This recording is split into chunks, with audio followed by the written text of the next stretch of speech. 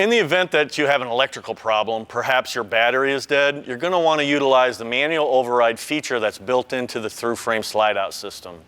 Now there's a couple different versions of the manual override, but this one right here we're going to look at has an extension rod that attaches to the electric actuator motor, and that extends through the I-beam here, so it gives you access outside the frame. Now, the first thing you're going to do is you're going to unhook that battery so you don't have electric backfeed preventing damage to the system. Now, go ahead and connect the manual override crank to the extension rod. Now, you're going to turn this counterclockwise to extend the room out and clockwise to retract the room all the way in.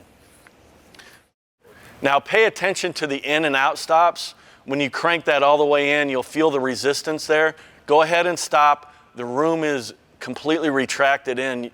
You can overcrank this and damage the system. On the other version of manual override, you're going to not have that connector rod that goes through the I-beam.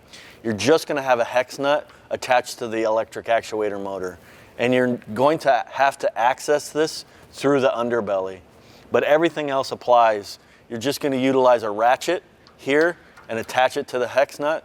So you're going to do clockwise to retract the room and counterclockwise to extend it.